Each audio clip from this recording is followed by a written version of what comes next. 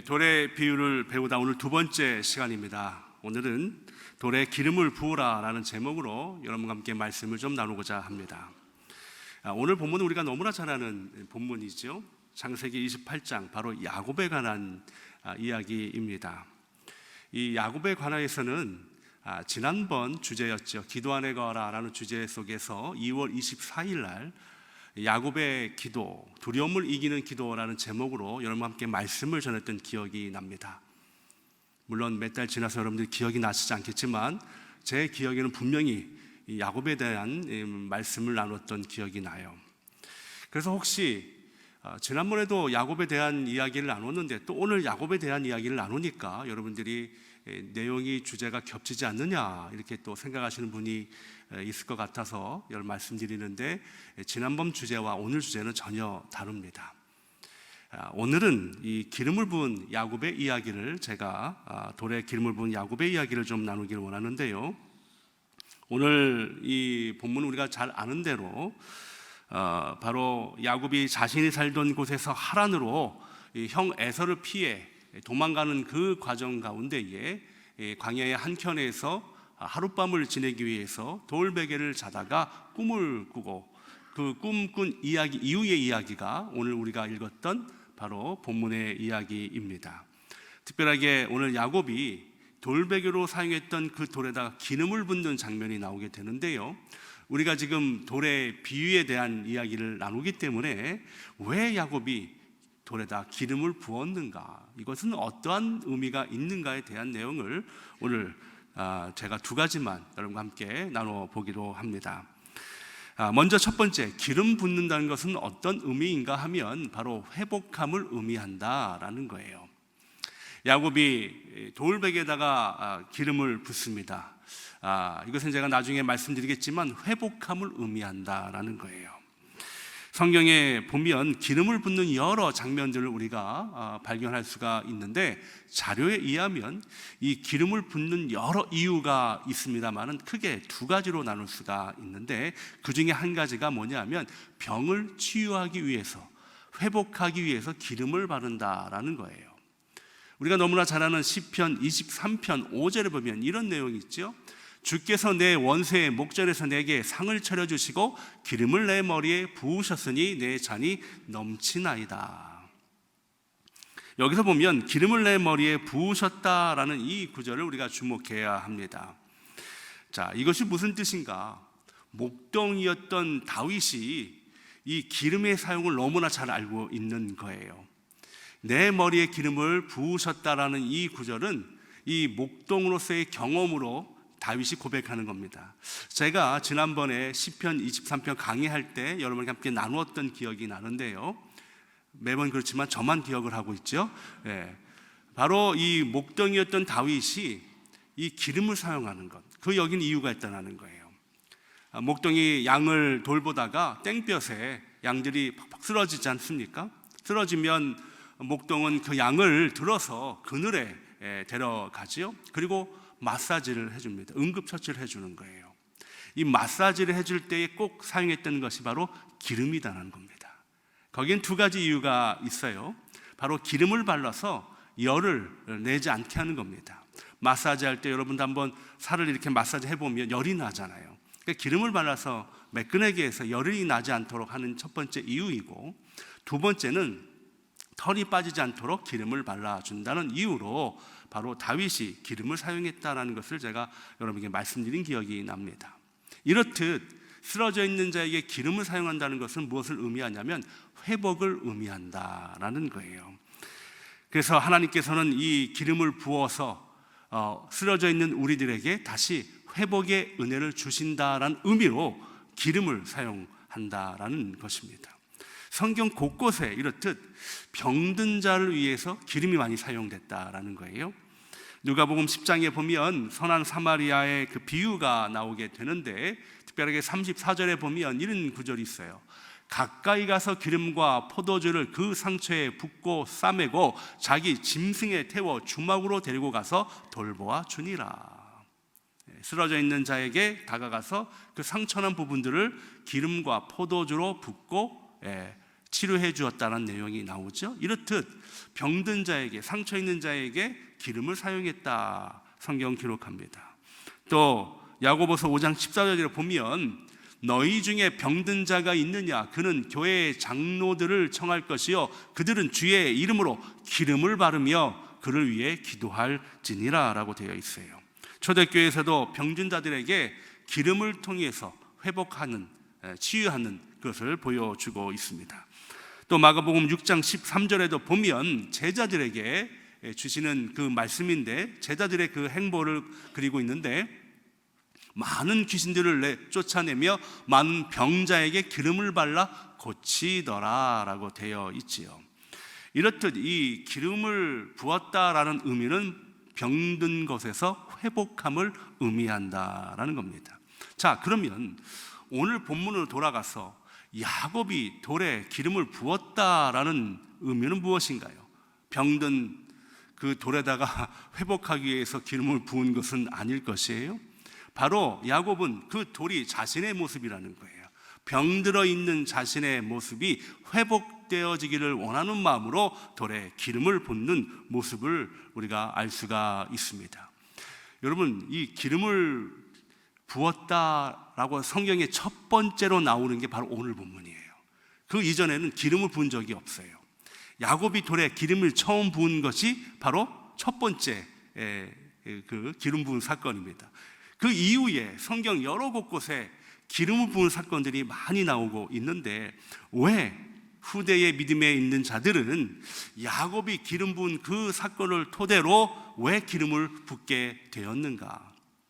그들은요, 야곱의 삶을 알았던 거예요. 이 기름 부음을 통하여 야곱의 삶이 어떻게 해요? 회복되어진 것을 알았기 때문에, 그래서 그들도 역시 회복되어지는 마음으로 어떻게 해요? 기름을 붓는 그 모습을 우리에게 보여주고 있습니다. 그럼 야곱이 무엇으로부터 회복이 되기를 원하는 마음으로 기름을 부었을까요? 그가 병든 것은 아니었어요. 그런데 그는 마음으로 병이 들었습니다. 영적으로 병이 들었던 거예요. 지금 상황을 한번 돌아볼까요? 야곱이 형 에서를 속였습니다. 아버지 이삭을 속이고요. 그리고 도망가는 그 상황을 그리고 있습니다. 왜 형과 아버지를 속였을까요? 속여서 장자권을 소유하면 그는 엄청난 축복을 받을 것이라 기대했습니다. 모든 복이 자기를 통해서 이루어질 거라고 믿었어요. 그런데 웬걸이에요. 그 장자권을 소유했지만 그는 쫓기는 신사가 되었고, 광야의 한켠에서 정말 유숙하는 생활로 그는 전락하고 말았다는 것이에요. 도망자의 삶으로 변했습니다. 전락이 되었습니다. 그때 돌베개를 베고 자고 있는 자신의 모습을 보면서, 이 돌을 보면서 자신의 모습과 같다라는 거예요. 병들어 있고 속이고 또 거짓으로 있는 자신의 모습 속에서 돌과 같은 모습을 보게 되었다. 그래서 돌에 기름을 부었다라는 의미는 무엇입니까? 바로 병들어 있는 자신의 모습이 회복되어지기를 원했다라는 거예요. 사랑하는 성도 여러분, 그렇습니다. 우리도 마찬가지입니다. 우리도 돌처럼 굳어진 우리의 병든 모습이 얼마나 우리의 삶 속에 있는지 몰라요. 우리의 육신의 병도 마찬가지예요. 그래서 우리의 마음의 병도 있습니다. 오늘 야곱처럼 돌처럼 딱딱하게 굳어진 이 우리의 모습 속에서 여러분 회복되어지기를 원하시잖아요. 그렇기 위해서는요, 기름이 부어져야 된다라는 겁니다. 기름이. 제가 좋아하는 찬양 중에 십자가 그 사랑이라는 찬양이 있어요. 이 가사를 보면 이러합니다. 십자가 그 사랑, 멀리 떠나서 무너진 나의 삶 속에 잊혀진 주 은혜. 그 다음이 중요해요. 돌 같은 내 마음 어루만지사 다시 일으켜 세우신 주를 사랑합니다. 저는요, 이 찬양의 이 가사의 내용이 오늘 야곱의 이 모습과 너무 비슷한 것 같아요. 주님을 멀리 떠나서, 그래서 돌같이 굳어진 나의 마음에 하나님의 기름 부음이 있음으로 말미암아 다시 나를 일으켜 세우시는 회복의 은혜의 그 고백, 이 귀한 은혜가 저와 여러분의 삶 속에 있기를 주님으로 축복합니다. 자, 그러면 어떻게 기름을 발라서 우리가 회복될 수 있을까요? 이 설교를 마친 후에 여러분 집에 가서 참기름을 바르고 콩기름을 바르고 뭐 이렇게 기도하는 것을 의미하지 않습니다. 여기서 말하는 기름이라는 것은 바로 성령을 의미하는 거예요. 성령의 기름 부음이 우리의 삶에 있다면 돌같이 굳어진 나의 마음, 딱딱한 나의 마음이 어떻게 해요? 회복의 은혜로 채워진다라는 거예요. 사랑하는 성도 여러분, 성령의 기름 부음이 있기를 주님의 이름으로 축복합니다. 사도행전 10장 38절 한번 보면 이것 한번 우리가 한번 읽으면 좋을 것 같아요. 함께 읽습니다. 시작. 하나님이 나사렛 예수에게 성령과 능력을 기름 붓듯 하셨음에 그가 두루 다니시며 선한 일을 행하시고 마귀에 눌린 모든 사람을 고치셨으니 이는 하나님이 함께 하셨습니다. 할렐루야. 아멘. 바로 이것입니다. 성령과 능력을 기름 붓듯 받는 자들은 바로 고쳐지는 역사가 일어난다는 거예요. 오늘 이 야곱이 왜 돌에 기름을 부었는가? 바로 돌같이 딱딱하고 굳어진 나의 심령의 마음에 바로 회복의 은혜로 부었다라는 거예요. 오늘 성령의 기름 부음을 통하여 돌처럼 딱딱한 우리의 심령이 다시 한번 주님 앞에 회복되어지는 귀한 은혜가 있기를 거룩한 주님의 이름으로 축복합니다. 마지막 두 번째는요, 기름 붓는 것은 거룩함을 의미한다라는 거예요. 거룩함을. 오늘 본문을 보면 야곱이 돌에 기름을 부은 이후의 행적을 19절부터 22절까지 아주 자세하게 기록을 하고 있습니다. 특별하게 22절을 보면 저는 이것이 굉장히 중요한 구절이라고 생각하는데 그 이유는 뭐냐면 바로 기름 부음을 받은 자, 성령의 기름 부음을 받은 자의 행보를 보여주기 때문에요. 어떤 행보이냐? 이런 삶을 살아야 한다는 거예요.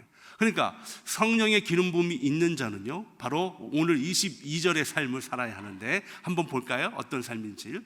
내가 기둥으로 세운 이 돌이 하나님의 집이 될 것이요, 하나님께서 내게 주신 모든 것에서 10분의 1을 내가 반드시 하나님께 드리겠나이다 하였더라. 여기에서 보면 이 두 가지의 이 야곱의 결단 의지를 보여주고 있습니다.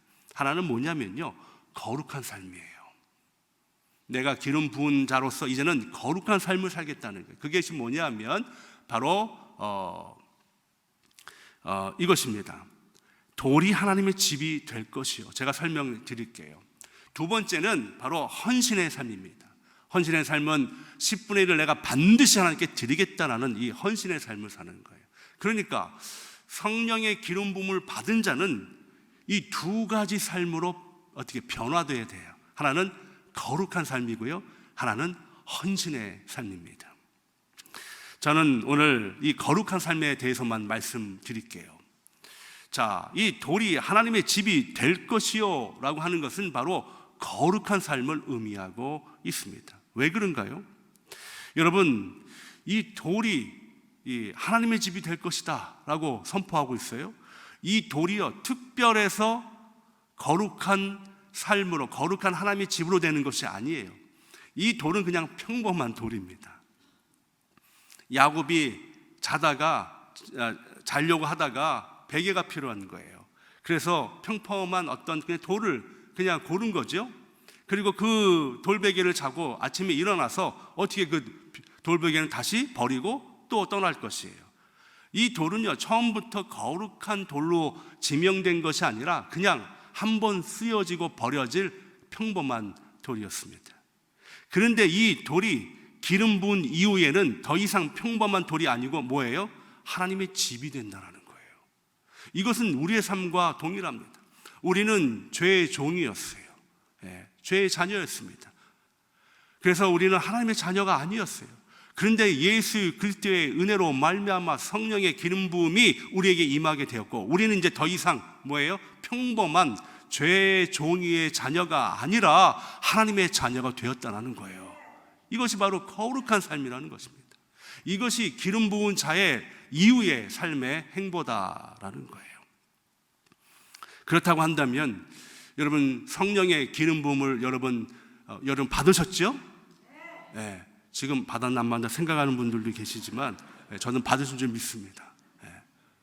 받으셨다면 우리의 삶이 달라져야 되는 거예요. 당연히 달라져야 합니다. 거룩한 삶으로 달라져야 되고 헌신의 삶으로 달라져야 돼요. 그러면 거룩한 삶은 무엇인가? 거룩한 삶. 우리 거룩에 대해서는 너무너무 여러분 많이 들으셨죠? 제가 구약에 나타난 이 거룩에 대한 단어 3가지를 가지고 우리가 이렇게 살아야 된다라고 제가 지금부터 말씀드리려고 합니다. 이 거룩에 대한 단어는 참 많지만 크게 3가지로 이 히브리어로 구분이 되는데, 첫 번째는 카도시라는 단어입니다. 이 카도시라는 단어는 분리, 때로는 구별이라는 그런 뜻을 가지고 있어요. 여기에 관련된 구절이 있는데, 카도시라는 단어가 쓰여진 구절이 있는데 사무엘상 2장 2절이에요. 여호와 같이 거룩하신 이가 없으시니 이는 주밖에 다른 이가 없고 우리 하나님 같은 반석도 없으심이니이다. 여기서 보면 거룩하신 이에 쓰여진 단어가 카도시입니다. 이 카도시는 뭐냐면 한 분밖에 없다는 거예요. 다른 것이 비교 대상이 없다는 거예요. 너무 구분되게, 구별되게 한 분밖에 없을 때 사용되는 단어가 카도시라는 겁니다. 두 번째, 이 거룩의 의미로 사용되는 히브리어는 타헤르라는 단어가 있습니다. 이 뜻은 깨끗하다, 정결하다라는 뜻을 가지고 있어요. 여기에 관련된 성경 구절이 시편 19편 9절입니다. 여호와를 경외하는 도는 정결하여 영원까지 이르고 여호와의 법도 진실하여 다 의로우니, 여기에서 정결하여라고 쓰여진 단어가 바로 뭐예요? 타헤르라는 단어입니다.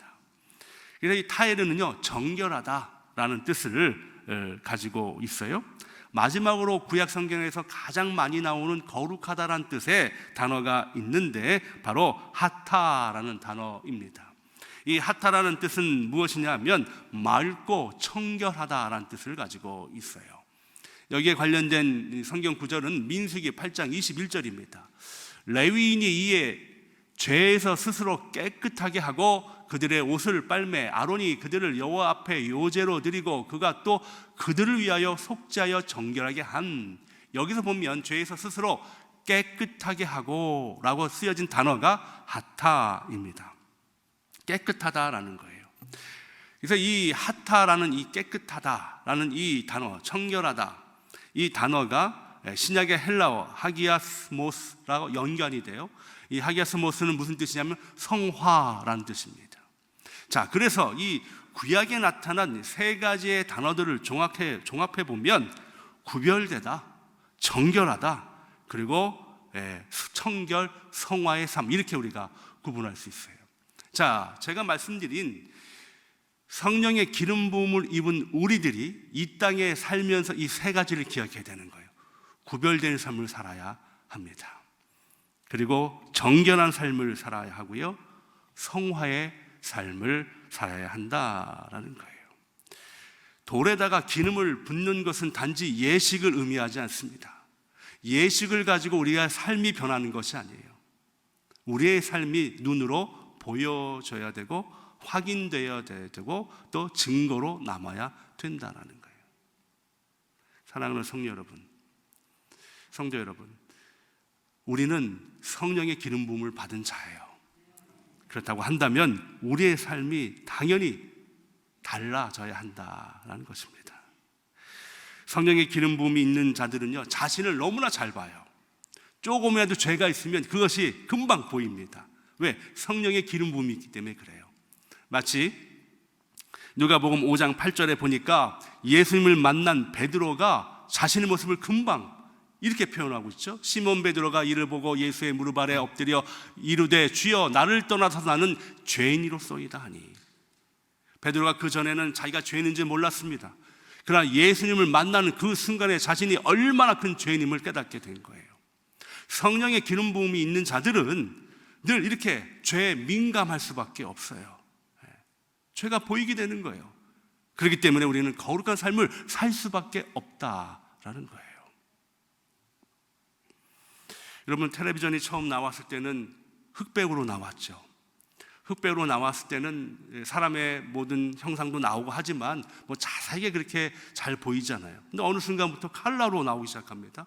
색이 구분되어 나오기 시작하고요, 이제 어느 순간부터 HD라는 그 텔레비전이 나오기 시작해요. 근데 재밌는 게 뭐냐면 이 HD라는 텔레비전이 나오면서부터 연예인들이 피부를 관리하기 시작했대요.